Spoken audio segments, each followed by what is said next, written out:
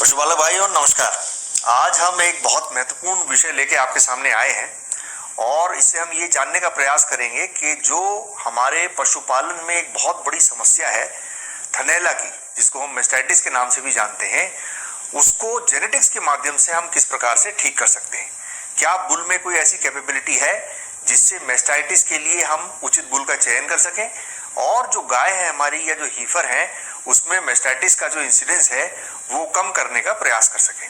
तो इसी के बारे में आज हम जानने का प्रयास करेंगे।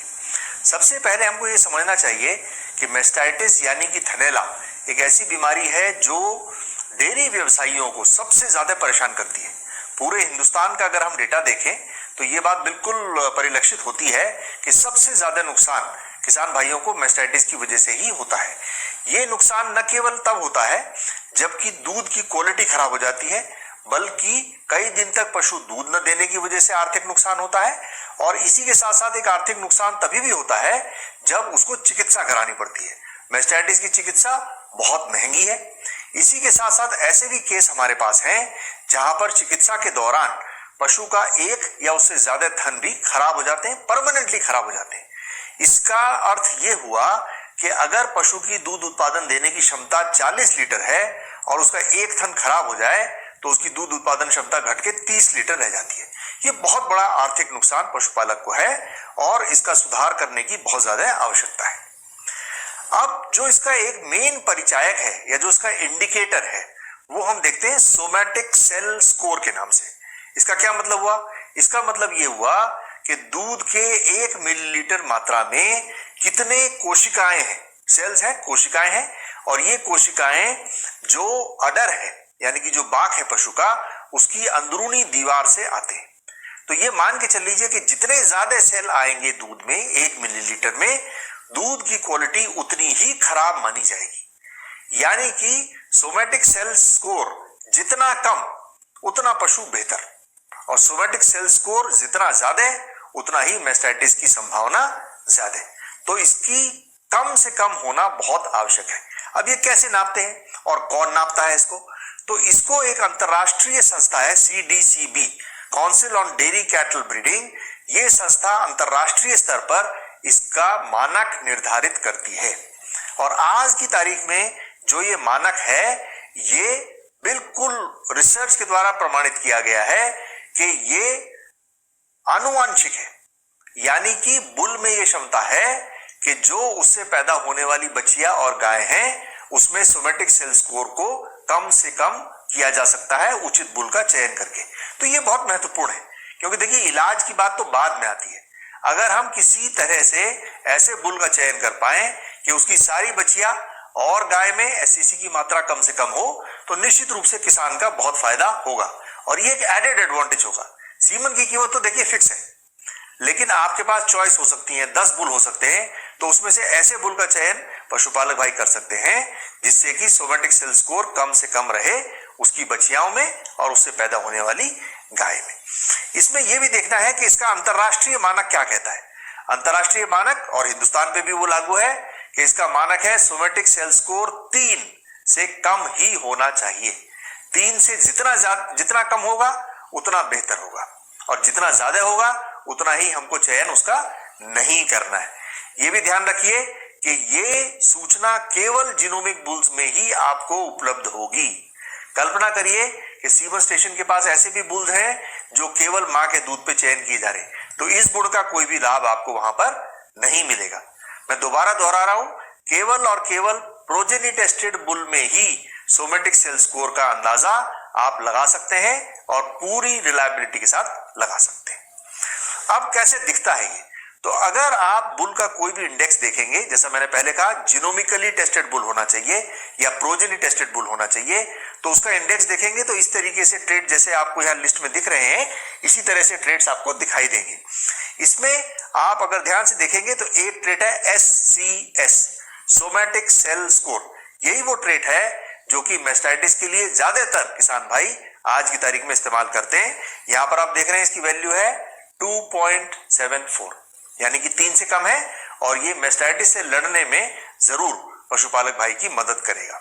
लेकिन प्रश्न ये है कि क्या केवल इसी मानक को आधार बनाकर मैस्टाइटिस से लड़ाई लड़ी जा सकती है?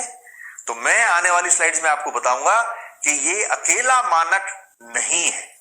इसके अलावा और भी मानक हैं जो जीनोमिक टेस्टेड बुल्स में पशुपालक भाई जिनका ध्यान रखेंगे तो मैस्टाइटिस की जो इंसिडेंस है उसको और कम किया जा सकता है। क्या है मानक? तो सोमैटिक सेल स्कोर जैसे हमने कहा उसका एक ही भाग है, पूरा नहीं है। अगर मेरे को इसको परसेंटेज में बताना हो तो मैं ये कहूंगा कि सोमैटिक सेल स्कोर केवल 33%, 1/3 कहानी है, बाकी 2/3 कहानी कुछ और है। सिलेक्शन के लिए सोमैटिक सेल स्कोर एक तरीका, ये हमने बता दिया। दूसरा क्या? दूसरा है अडर कॉम्पोजिट इंडेक्स, UDC। ये भी जितने भी जीनोमिक टेस्टेड बुल्स हैं उन सभी की वंशावली में आपको देखने को मिलेगा। तीसरा है ट्रांजिशन राइट। ट्रांजिशन राइट क्या है? ये वो मानक है जो जीनोमिक टेस्टेड बुल्स में आपको केवल ABS देता है। इसका अर्थ क्या है? ट्रांजिशन डिजीजेस वो सारी बीमारियां हैं जो पशु को काविंग के 15 दिन पहले और 15 दिन बाद में होती हैं। इसमें मुख्यतः मैस्टाइटिस है, मेट्राइटिस है, कीटोसिस है, मिल्क फीवर है और डाउनर काउ सिंड्रोम है। ये सारी दिक्कतें होती हैं जो पशु को काविंग के पहले या बाद में होती हैं और इससे बहुत ज्यादा आर्थिक नुकसान पशुपालक को होता है। तो अगर मैस्टाइटिस से बचाना है तो इन तीनों चीजों का चयन पशुपालक को करना है। अब जैसा पहला हमने आपको पहले ही बता दिया, सोमैटिक सेल स्कोर, उसका आधार पर चयन पशुपालक भाई अभी पहले से ही कर रहे हैं जो CDCB का एक मानक है। मैंने पहले बताया इसका मानक है 3 से कम इसकी वैल्यू होनी चाहिए, जितनी कम होगी उतना बेहतर। दूसरा ये है अडर कॉम्पोजिट इंडेक्स, UDC, अडर कॉम्पोजिट इंडेक्स, अडर कॉम्पोजिट स्कोर, ऐसा कहीं कहीं पर आप इसको लिखा हुआ पाएंगे, लेकिन UDC होता है अडर कॉम्पोजिट, केवल अडर कॉम्पोजिट।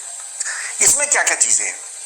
तो इसमें बहुत सारे गुण हैं जो अडर और टीट से जुड़े हुए हैं, जैसे कि आने वाली पिक्चर में मैं आपको दिखाता हूं कुछ इसके एग्जाम्पल। अभी आप इस लिस्ट में देखेंगे कि आपको ये कहां पर दिख रहा है, तो ये ठीक आपको टाइप के नीचे दिखता है, PTAT के नीचे UDC, अडर कॉम्पोजिट।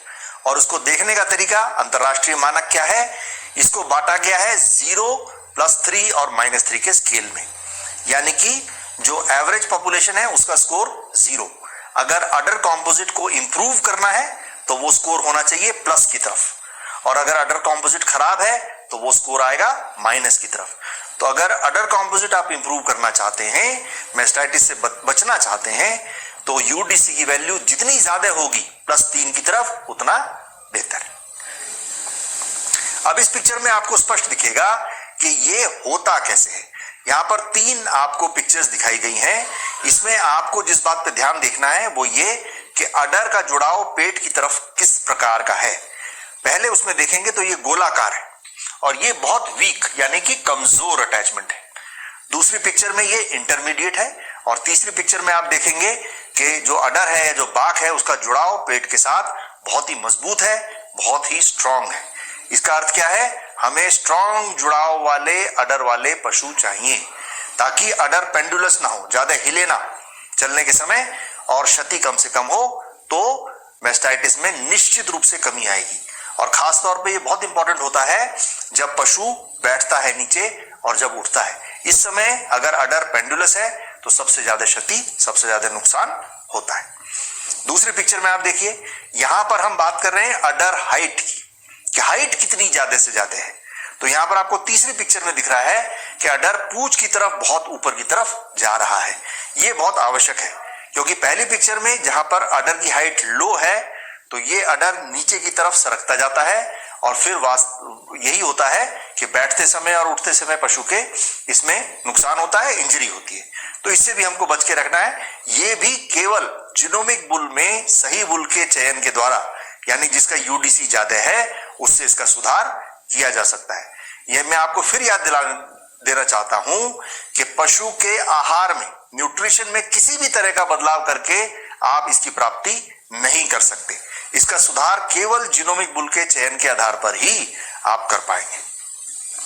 और यहां पर आपको ये पिक्चर दिख रही है कि कैसे यूडीसी का सही चुनाव करके आप सही हीफर, सही बछिया, सही गाय को प्राप्त कर सकते हैं। जैसा पहली पिक्चर में आप देख रहे हैं, ऐसा अडर बिल्कुल डिजायरेबल नहीं है जो कि पेंडुलस है, चलते हुए बहुत तेजी से हिलता है और उठते बैठते हुए जिसमें इंजरी होने की संभावना है, जिससे मैस्टाइटिस बहुत ज्यादा होगी। दूसरी तरफ की जो दो गाय आप देख रहे हैं, इसमें आप देख रहे हैं अडर बहुत कॉम्पोजिट है और ये तभी होगा जब आप +3 यूडीसी या ज्यादा से ज्यादा यूडीसी वाले बुल का चयन करेंगे। तो दो चीजें भी हमने सीखी, एक तो सोमेटिक सेल स्कोर के आधार पर चयन करना है और दूसरा पॉजिटिव यूडीसी के आधार पर चयन करना है। तीसरी चीज है, जैसा मैंने बताया, ट्रांजिशन राइट। ये वो सारी बीमारियां हैं जो फिर दोबारा आनुवांशिकी के आधार पर हैं और इसमें बीमारियां हैं मैस्टाइटिस, थैनेला जिसके बारे में हम बात कर रहे हैं, मेट्राइटिस आप जानते हैं बच्चेदानी का इन्फेक्शन, मिल्क फीवर जानवर बैठ जाता है, डाउनर गाउ सिंड्रोम में भी जानवर बैठता है, और कीटोसिस। तो ये सारी बीमारियां मिलकर ट्रांजिशन राइट बनाती हैं। इसका चयन कैसे करेंगे, कैसे देखेंगे? फिर ये जीनोमिक बुल में ही केवल पॉसिबल है और जीनोमिक बुल में ट्रांजिशन राइट स्टार के फॉर्म में दिखती है, सितारे जैसे बने हैं। और यहां आप देख रहे हैं कई बुल्स में ये वैल्यू दिखाई गई है, यानी कि 5 स्टार बुल बहुत बेहतर और 4 स्टार बुल उससे कम, 3 स्टार बुल उससे कम। तो अब आपके पास 3 मानक हैं मैस्टाइटिस के सुधार के लिए। पहला है जिसको आप हमेशा से करते रहे, सोमेटिक सेल स्कोर। दूसरी विद्या हमने आपको बताई यूडीसी, और तीसरा है ट्रांजिशन राइट। अब आपको इन तीनों मानकों को सिलेक्ट करके उचित बुल का चयन करना है। जैसा इस पूरी लिस्ट में 10 बुल दिए गए हैं, इसमें आप देखेंगे तो आपको कुछ बुल दिखेंगे जिसमें ये तीनों मानक बहुत बेहतरीन है और जो मानक सबसे बेहतरीन होंगे, निश्चित रूप से मैस्टाइटिस कम करने के लिए आपको उसी जीनोमिक बुल का चयन अपनी गाय के लिए करना है। तो इसमें देखिए और कई सारे उदाहरण हैं जिसमें अलग अलग ऑप्शन दिए गए हैं। तो ये तीनों का एक कॉम्बिनेशन है। हम ये नहीं कहते कि आप किसी एक ही वैल्यू पे आप चयन करें, जैसे कि आप अभी सोमेटिक सेल स्कोर पे कर रहे हैं, बल्कि इन तीनों का कॉम्बिनेशन होना बहुत जरूरी है।